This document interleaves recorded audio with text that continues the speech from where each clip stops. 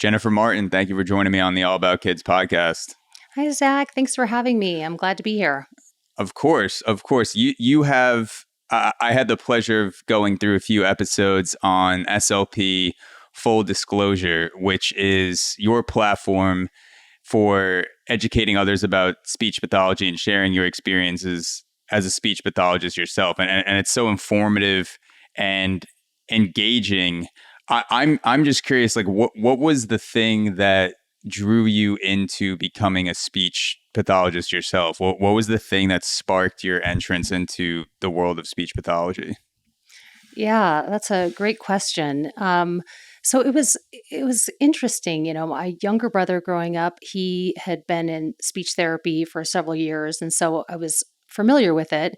And my mom worked as a special education director, so therefore I just was very knowledgeable about the world of special education from a young age.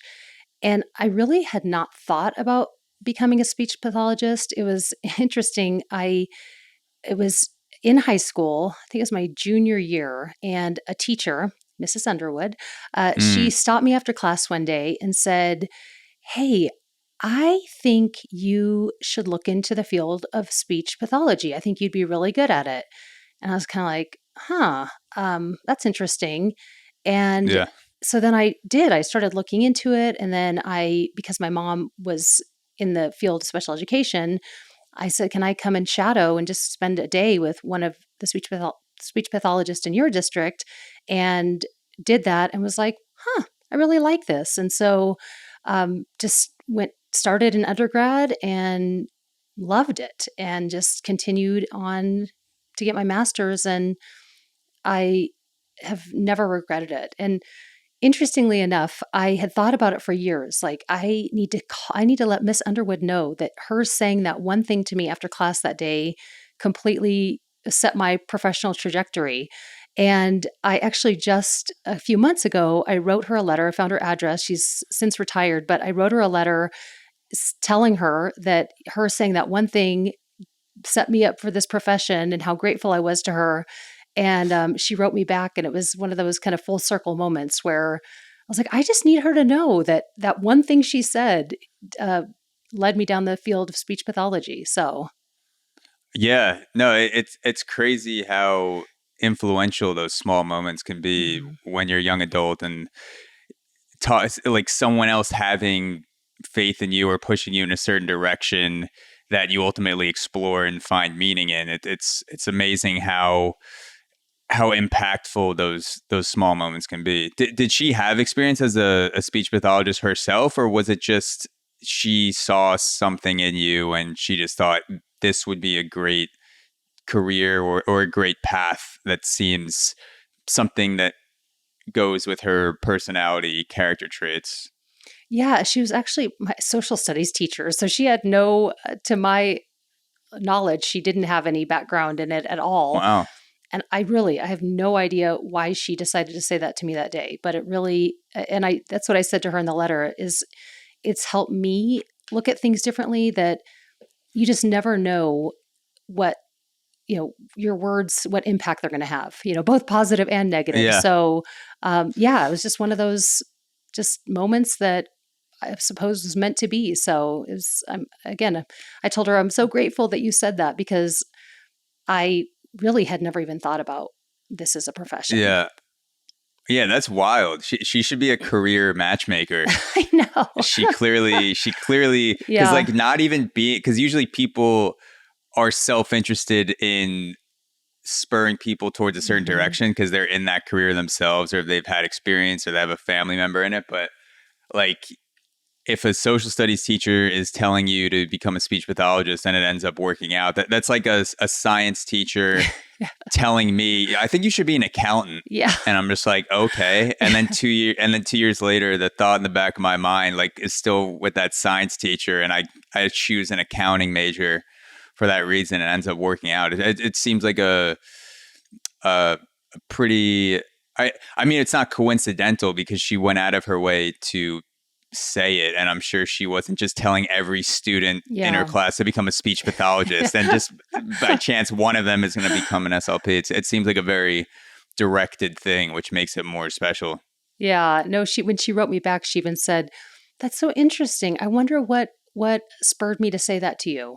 So, yeah, it was a I'm glad she did, but I guess neither of us knows why she did. Yeah. Yeah. I guess the universe came together in that Yeah. moment. So once you once you finished grad school and you made that transition into becoming a full-time SLP, and we have a mix of parents, grad students, new SLPs, career SLPs that are listeners to this podcast, and one of the questions that we always get in emails is like advice for grad students that are just entering the workforce. What were some of the things that you wish someone had told you about entering the workforce as a full-time SLP fresh out of grad school that you know now? Oh, Zach, so many things. You know, I feel like it's really changed. I work a lot with grad students now, and I just feel like there was a different, not maybe not as much pressure on us. It was competitive back then to get into grad school, but not Um, nearly what it is today. So I feel like when grad students are getting out at this point, they're already really stressed and burned out. And I just didn't feel that way. And again, I think it was just difference in that being so long ago versus now. But one of the big things is, I thought when I came out, I was thinking, I really want to do a work with adults in a hospital. That's what I want to do. And did that for about a year and then realized that it really wasn't what I wanted to do. And that wasn't where my passion lied within the field. So I tried a lot of different things. I went and I worked in schools. I did early intervention. I ended up working as part of a NICU team for over 10 years. And those mm, things were never things that I had even considered or thought about when I was leaving grad school. So I think a big piece of advice would be have an open mind and realize that you don't have to know exactly the area you want to focus on when you graduate. I mean, you may know, and a lot of people do, and that's where they stay. But I think just having an open mind and one of the things that I've realized is that oftentimes they feel like, well, whatever I start doing that first year, that's just where I'm going to be stuck. That's where I'll live. So there's all this pressure to make sure it's exactly what I want to do. And my advice yeah, is no, that's absolutely not true at all. And doing the podcast myself, that's one of the things that was just constantly reinforced is that you can change. There's so much diversity within this field of things that you can do. And to just go out, have an open mind, realize that you don't necessarily have to know what you're going to do until the day you retire, but try things yeah, out. Because the other thing is, I wouldn't have known that working with adults in a hospital wasn't necessarily going to be for me if I didn't do it. So also realizing that doing something that you realize, that's not really what I want to do is just as valuable as finding that niche where you say, I love this and I really want to do that. So I would say that's one piece of advice. And the other one is you don't have to be perfect. I feel like there's this, we talk a lot about imposter syndrome and feeling like we have to know all the answers. And that is something that I would definitely say is you do not have to be perfect. Nobody's perfect and you're brand new and you're not going to know it all and nobody expects you to. So to go out with that growth mindset that, you know what, I'm new, I'm learning and I'm going to get better. But nobody's going to hold it against you or think differently if there's this thought you don't know it all. You're not supposed to know it yeah, all. That's you're supposed to be continue. I mean, I've been doing this for 20 years and I still learn constantly and I still make mistakes and that's just part of it and it's just, enjoy the ride instead of feeling so much angst about it all has to be perfect. It never will. yeah, yeah. No, those are two great pieces of advice, and especially the first. I feel like the first one I can never hear enough because I I'm 29, so I'm slowly fading into my 30s, and there was a lot of this pressure early on, right out of college, 21, 22, 23, to sort of lock into a career, and then whatever I got locked into that sprouted from my major was just going to be this direct path into just gradually getting raises and sort of like the old corporate style of, you get locked into a career path and then gradually you get bumped up and that turns into your career. But then I've had a lot of people tell me on the podcast from all different sorts of backgrounds and walks of life that the best mindset decision wise that they ever made in their 20s was to not get locked in right away and use that time as a more experimental phase to figure out what their purpose truly was, what was filling them with fire to want to go out and pursue something, because that is the time in your life where you're going to have the least amount of responsibility. You may not be in a relationship, you may be in a relationship, but you may not have kids yet. And like once you start to, you buy a house and you have a family, the risks become higher to just drop everything and go.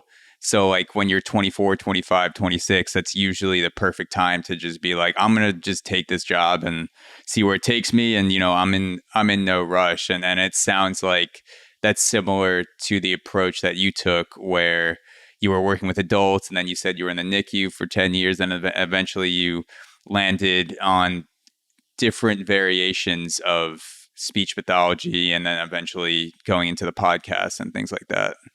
Yeah, absolutely. And the biggest thing too was that, again, these were not part of the plan. I didn't really have a plan, but I think if you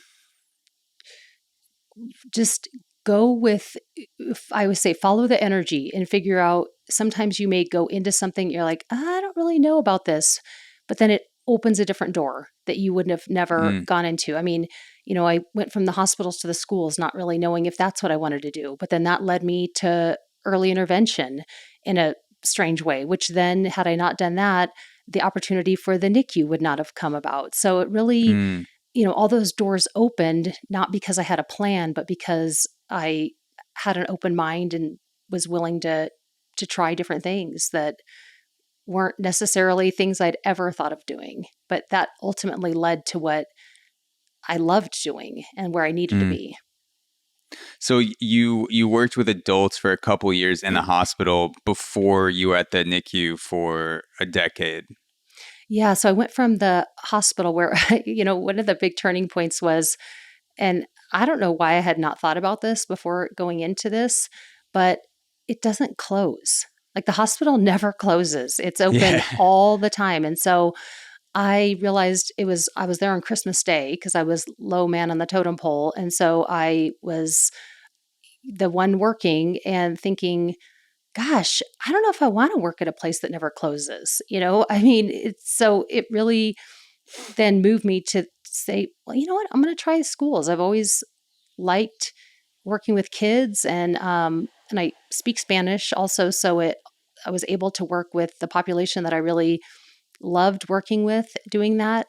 Then that led down the road to early intervention. I did that in home, working with Spanish speaking families for years. And then the opportunity for the NICU team came about. And then I said, you know what, I'm going to apply and see what happens. And sure enough, that turned into exactly where I needed to be. Yeah. When did you learn how to speak Spanish? At what point was that?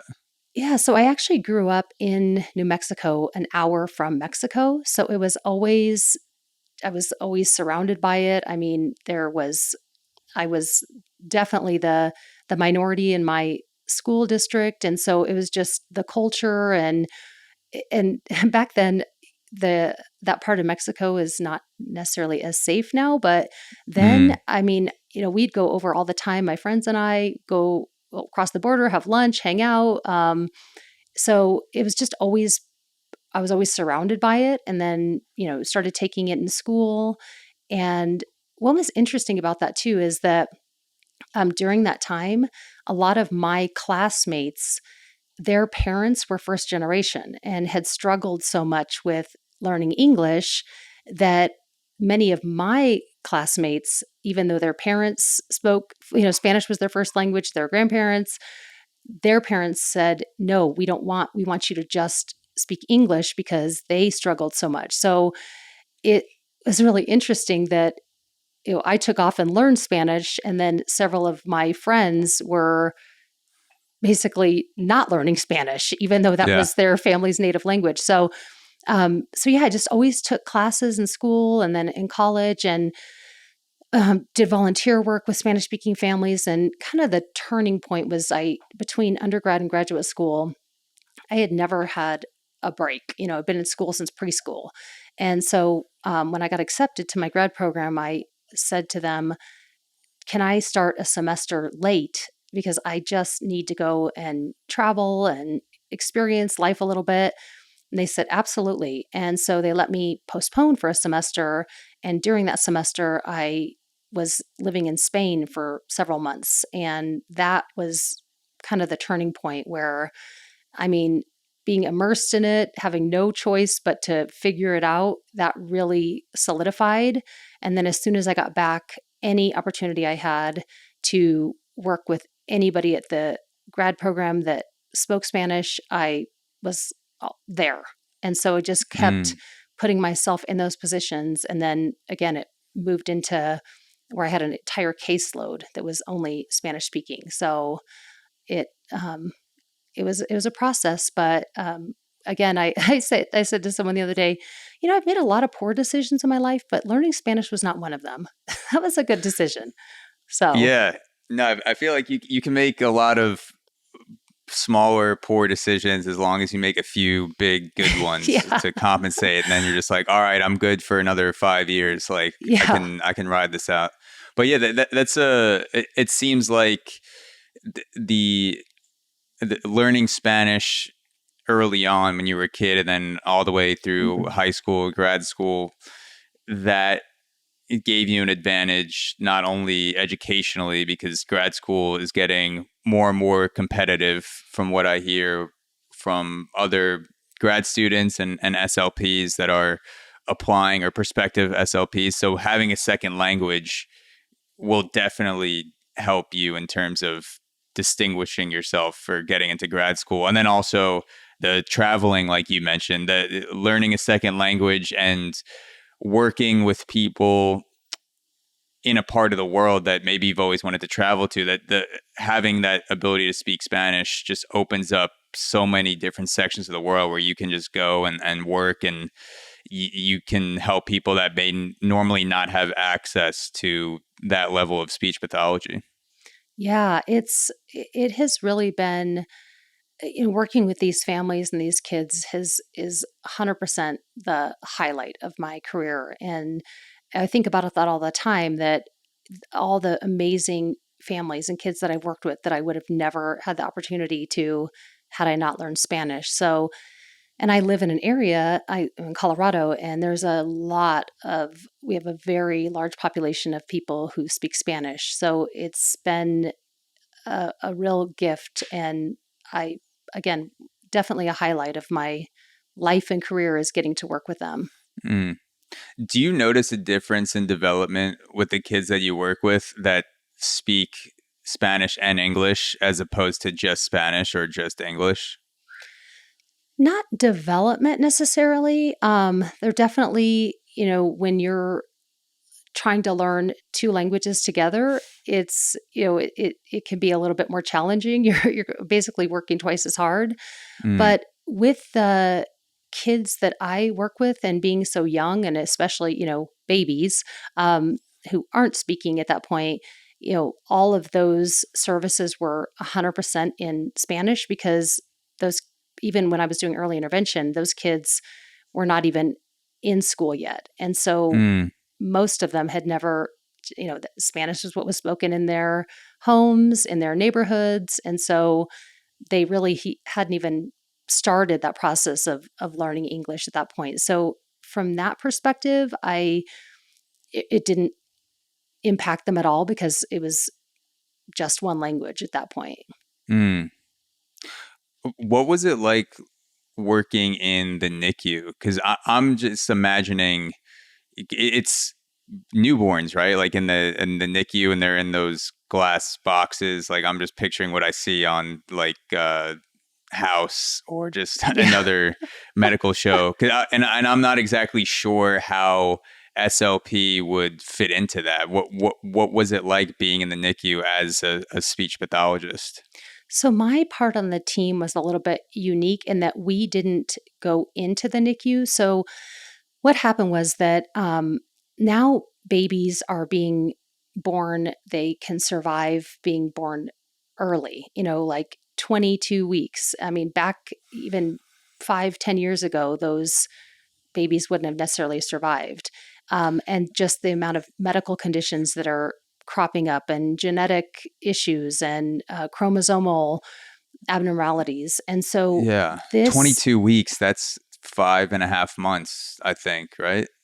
Yeah, five. That's crazy. yeah, it 5.5 is, months. it is, you know, and it comes with a cost. Yeah. You're not usually born at, 22 weeks and don't have some ramifications from it. So what happened was that they were realizing that babies that were in the NICU, and whether it was 2 weeks, 6 months, some are for a year, they were getting out, going home, and, great, we're home. And then starting, about a year, 2 years, massive amount of referrals for these kids because they often had global delays because of being born early or, again, a myriad of medical conditions. So I was here in Colorado. There was a big grant that was written that said that what we wanted to do was to start providing services the week that they were discharged home. So that was this NICU team. So I didn't go into the NICU, but the week they got Mm, discharged, we were a team of 12 made up of speech pathologists, PT, OT. We had a nurse, a dietitian, and then mental health counselors, which was really cool. And we would go, they would have their goals written, have an IFSP, which is the IEP, similar to an IEP, but it's for kids that are not in school yet, and develop goals, get them set up so that as soon as they got home, they were receiving services. And we took data, and after a year, we were finding that most of these kids were getting discharged before they were initially even getting referred. So, getting discharged after about a year, 2 years from services because they were doing so well mm. versus waiting until they were two, then getting referred, and then starting from scratch after you'd missed all that time. Oh, So, wow. that we didn't go into the NICU other than to help develop those goals, but we would see them in home, which was great because after these parents had, again, some of them were in their babies were in there for months, and then all of a sudden you have all the support and people around you, and they're taking care of the needs of the baby and telling you what to do, and oh, this means this, or a lot of reassurance and support, and then you're home, and you're home with a baby that's perhaps still on oxygen, on a feeding tube, has, again, all sorts of different health conditions, having trouble feeding, a myriad of things. And as a parent, that's really scary. So this was able to make it just a smoother transition so that they had support and we could start addressing some of these things right away so they didn't become more problematic down the road. So all of my work was in the home, which was also great because you're actually seeing them in their environment with their caregivers. And so it really was Mm. a nice way to, say, look at where they're sleeping, where they're eating, where they're moving. And then you can work with them and give parents those strategies and things to do right there in their home where they're watching you do it, they're learning, and then they can replicate that. Because really, where the progress is made is not, me coming in an hour once a week. It's what happens in all those other Mm. hours when I'm not there. Is that a standard practice for babies that get sent home from the NICU, or was the hospital that you were working for just ahead of the curve with that? Yeah. So when this came out and we did this grant, and again, this was 13 years ago when we started this team. And it really at that time was not common. They would go home and they would have, follow-up visits with their pediatrician, and they may have some hospitals have where you can come back in for outpatient and check in and see how they're doing. But this was pretty new. And in fact, what has come from this work and a lot of the data from this grant has been published now multiple places. And it's actually several members of my team go and train people in other states on how to do this. So it was, to my knowledge, pretty new. I didn't know of Mm, anybody else doing this exact same model, but in the last 13 years, it's been really cool to see that it has grown and blossomed, and there's mm, much more because, I mean, the data was very clear that sooner is better with this population. I mean, it's better with pretty much everybody, even with early intervention, which was birth to 3. We know that the sooner we can start working on some of these things, the better the outcomes are. So now it's coming up in a lot more states, which is really cool to see. were were a lot of these babies, were they verbal when you first started working with them, and you were able to work with the speech in a way that a speech pathologist would, or did you have to first cultivate the ability to even use those muscles or functions first, or a mix of both? Yeah, so that's a great question, and it's probably something that it's something when I show up and say I'm a speech pathologist, I always say I don't expect your baby to be speaking. So Yeah. it was our my role as a speech pathologist on that team was to address feeding and swallowing primarily. So, Mm, but one of the cool things about this team was that we were transdisciplinary. So, meaning that if a baby had a diagnosis where we knew that I was the more appropriate one to see them because they're, again, maybe they were coming home with a feeding tube. And so we knew that feeding was going to be an issue. If the baby had a spina bifida or a medical condition where it was more appropriate we knew the physical therapist should go in, that was who the primary was. But how our team works is that when I go in, I know that there's some component of feeding, but I'm looking at the whole baby. So I'm looking because we know that if they have motor problems and coordination problems, then that's going to impact feeding and eventually speech because it's all related. I mean, there's nothing in the body works in a silo. So, being able to go in and look at the whole baby. So, how are they doing with their motor control? What does feeding look like? What does sleeping look like? What does, how are they able to calm themselves? How, they're fussy are they?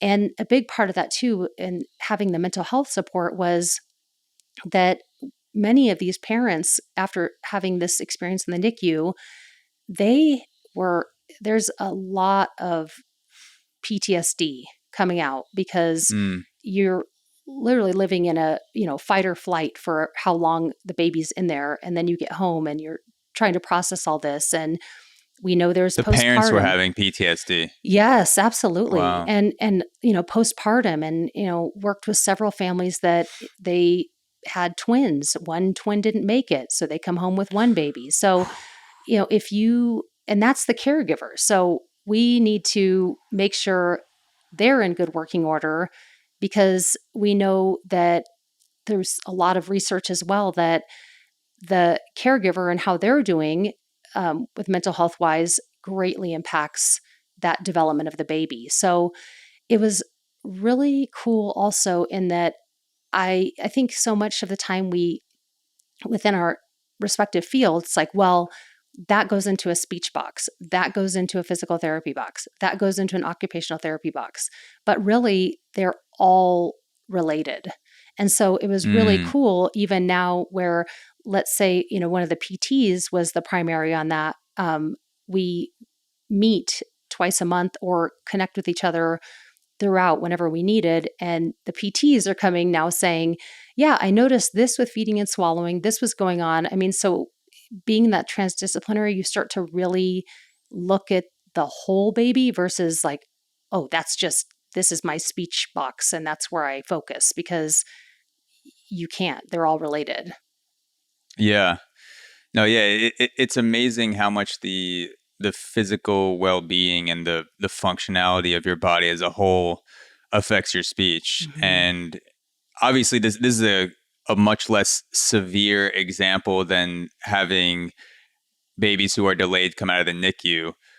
But in my own life with doing podcasting and talking for sometimes 2 to 3 hours at a time, I will notice that if I went a week without working out, or if I'm feeling sick or hungover, if just like something is off with the physicality of my well being, Mhm. then it's like I'm struggling to talk. Like I don't form sentences as well. Even I'll get tired much more quickly mentally when I'm, physically something is off. So since I've started podcasting a couple of years ago, I've noticed just how important it is to have everything in working order in your body, so that when you're speaking, it feels like it's flowing. It feels natural. It doesn't feel like I'm lifting weights with my brain when I'm talking.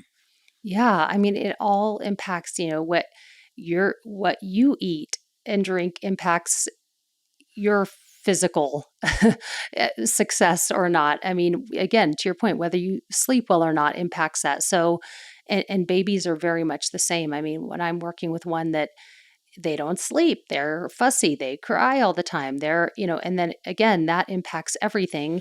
And then that also carries over into impacting that caregiver who's having to take care of a baby that's so dysregulated and not sleeping, and that's affecting all of their systems. So yeah, you're exactly right. It never ends. It's like we see that in babies, but to your point, we have to look at all those functions within ourselves too. It never ends because it's all connected. Yeah, yeah, absolutely. We spoke offline a bit about teletherapy, and that is something that I wanted to get into because it seems like teletherapy surged obviously during the pandemic because for most of the world that was the only option, but it's also sort of leveled out in a place that was much higher than pre-pandemic levels. So now more and more people are just doing teletherapy in general, whether it's speech pathology or just even people seeing a therapist. Much more Mhm. people have gone towards that route. How have you seen teletherapy evolve in the field of speech pathology pre-pandemic and now today in 2023? What are the things that you've seen change the most, for the worse, for the better? How have you seen that evolve? Yeah, it's been crazy how much it has evolved because, like you said, pre-pandemic, where there was definitely a niche for it, but not anything like it is today. And I'll sometimes talk to school districts that are considering it and they are saying, well, yeah, but it really wasn't that successful. And I'll say, well, tell me about that. What wasn't successful? And as soon as I hear, well, during COVID, and immediately I'm like, yeah, no, none of that was successful. So, Yeah. one day the kids were in school and literally 2 days later, it was, you can't come back to school. So people were not prepared. It was not, there was no preparation. People that were never intending to be teletherapists or work virtually all of a sudden had to. The students on the other end were not prepared. I mean, some didn't even have Wi-Fi or equipment or somebody at home that could help them to get on equipment if they had it because they had to work. So, in and even just having resources prepared to be able to work virtually, none of that was in place. And so it people made it work, but it was more of a band-aid of like, we just got to get through this versus having it be set up originally like that. with people that knew what they were doing, had the resources, and then the student on the other end also being set up for success. Mm. So that was just a complete, jump into the deep end of the pool and not know how to swim. So I think I know we have come a long way in that now. The world. That's one thing that I think has really a bright spot that's come out of COVID is it's allowed us to learn a lot about how to do this better virtually. So people that do it now, they are doing it because they want to be teletherapists. They have experience doing it. Um, I know it's been great as well that a lot of universities now, this is part of the curriculum where they teach grad students how to do this and they actually get to do it in their university clinics. So you have just better training and people that are have the knowledge of how to do this. Because one thing that I always like to stress is that sometimes people will think, well, I've been a speech pathologist for 10 years. Like, how hard could it be? I'll just do it virtually. But it's really a different setting. It'd be like me saying, well, I've worked in schools forever. I'm just going to go to the skilled nursing facility. Like, how hard, but Yeah. it really is a completely different setting, and how you operate is different. How you work with the students is different. The equipment, the training, how you organize your day is different. So I think the great things that have come out of it are that we now know better as speech pathologists how to do this work virtually. The equipment and resources have improved greatly. And now instead of, there was a time where we were using materials that were never meant to be used virtually. When I'm like holding a book up to the camera, that's different than Yeah. when I have built in resources that were designed to be used virtually. So Mm. I think that's one of the biggest differences is that we went from, I guess we'll just make it work, to this is now designed to be used in this way. Mm. For the SLPs that are having the most success when it comes to teletherapy and cultivating the most progress with the children that they're working with, what do you see as the determining factors with those SLPs who, for whatever reason, are more successful with teletherapy?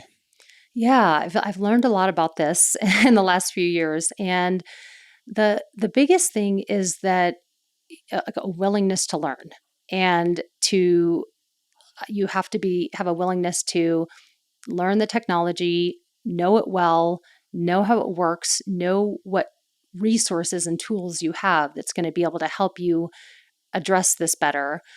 The other thing is you really have to be adaptable. If you are somebody that is like, oh, if this didn't work out the exact way that I thought, then it's a disaster, because you have to engage students in a different way and know that there's times where technology is the internet may go out and you have to be able to go with the flow.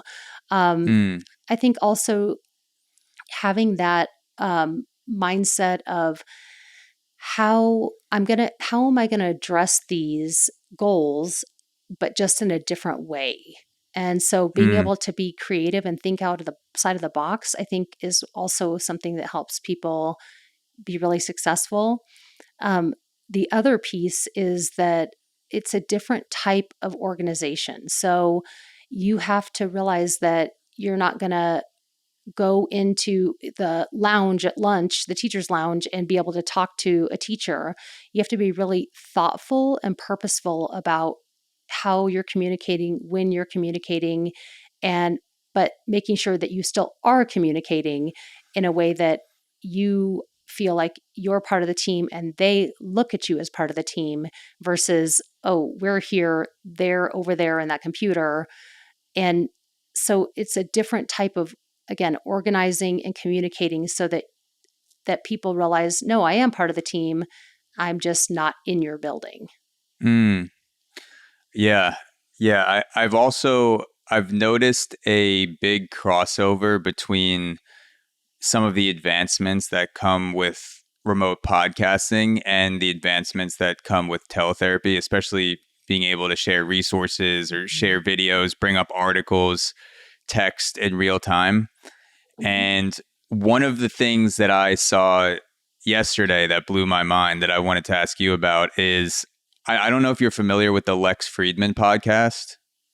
I've heard of it, but I've not listened to it.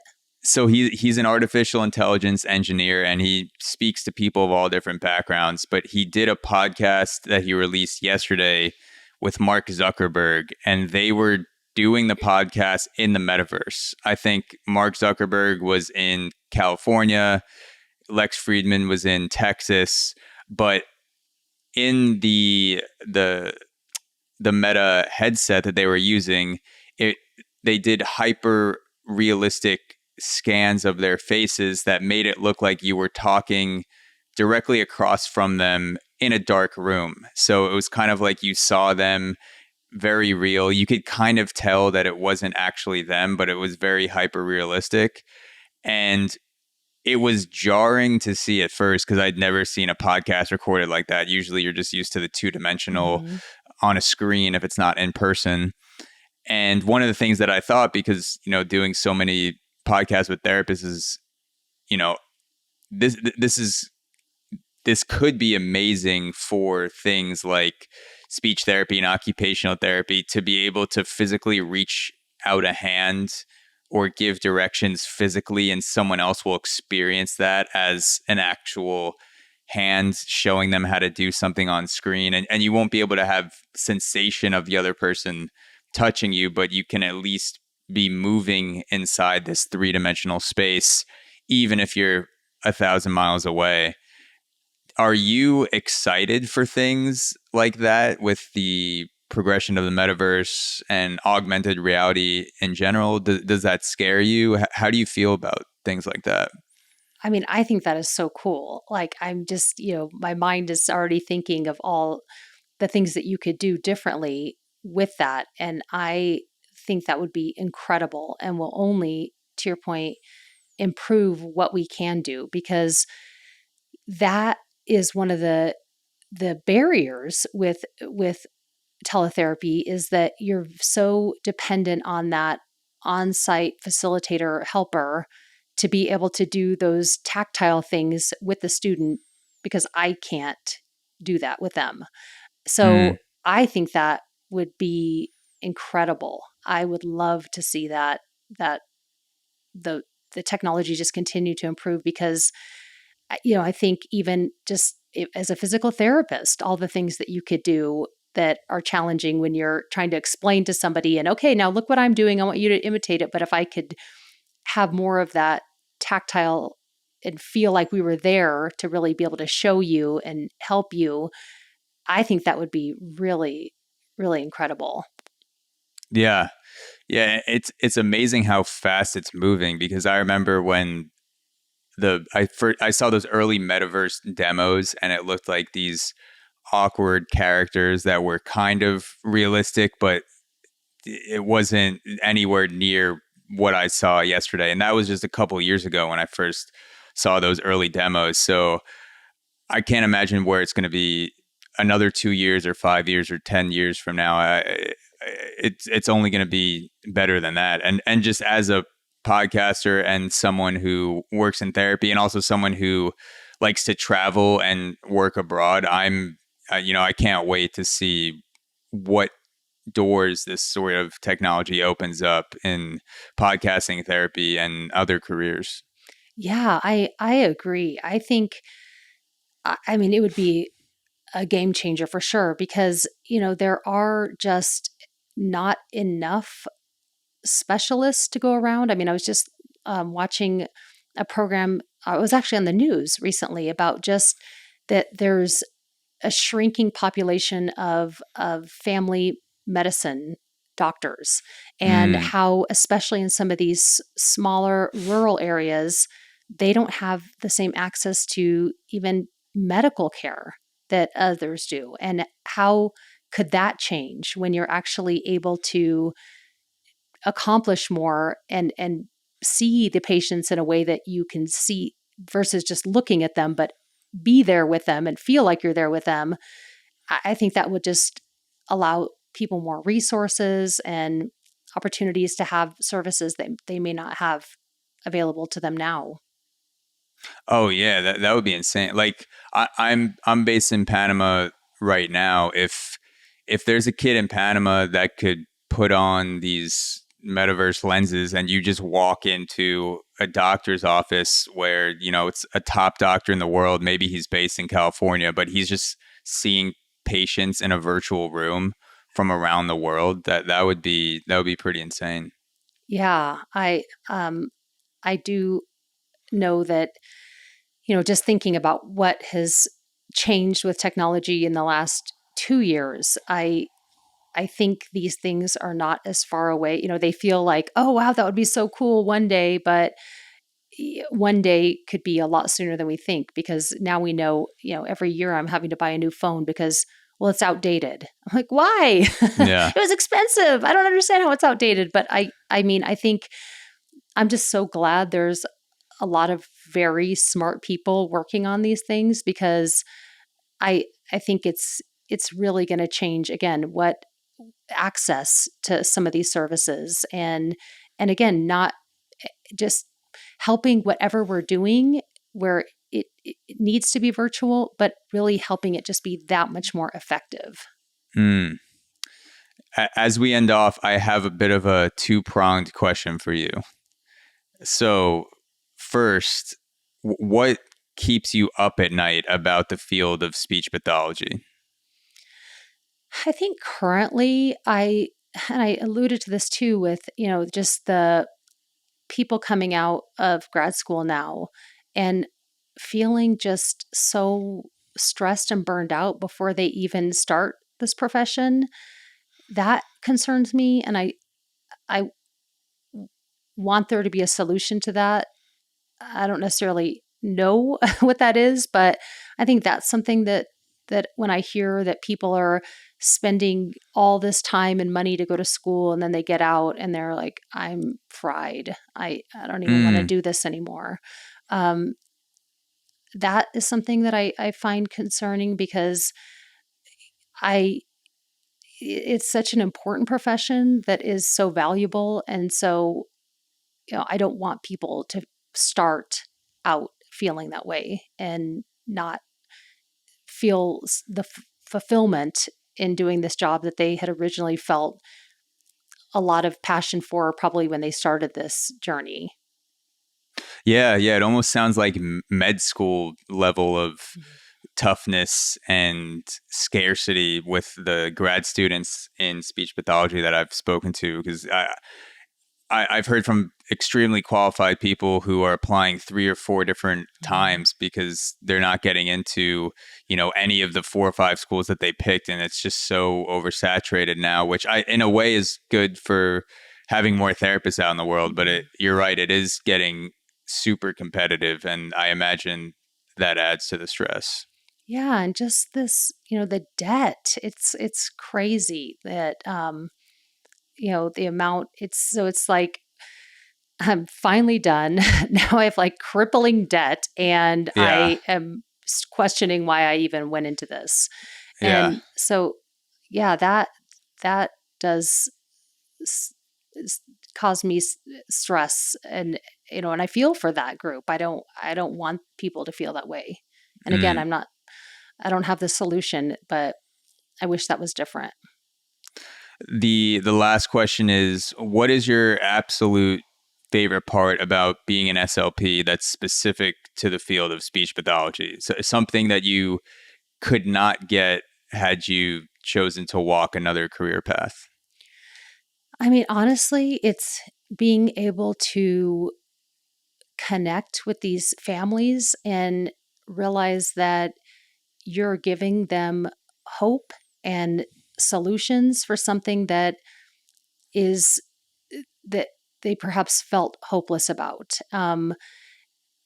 There's, I even when I've had moments of burnout and like, oh, it's heavy, um, it is truly, I feel like, has been a gift that you're able to just like Miss Underwood did for me, perhaps change the trajectory of somebody's life in a really Mm, positive way. And I know that there's a lot of professions where you don't get to see the impact you've made. You're doing your work, but you don't necessarily know how that's impacted others, what impact it has. And I know that I have been able to see that over and over and over. And to me, that's a huge gift. And I'm very grateful that I've had that opportunity. mm. Well, Jennifer Martin, thank you so much for coming on the All About Kids podcast. Where can people follow you? Where's the best place for them to keep up with your work? I have recently changed professionally and working with a different company. So right now, I don't have a spot that you can necessarily find me. I guess I would say LinkedIn is probably Mm. the best place to follow and see what I'm doing next, and is probably the best way to find me at this time. And the YouTube channel is pretty recent videos as well, doesn't it? Yeah, yeah. No, there's the SLP Full Disclosure podcast. That's on Apple and anywhere you get podcasts. And also, yes, there is a YouTube channel for that as well if you want to see any of those episodes. So yeah, that's also a great place. Perfect. Well, for those of you listening and watching, those will be linked in the podcast description. Thank you so much, Jennifer. This has been an absolute blast. Thanks, Zach. I appreciate it. This was a great conversation.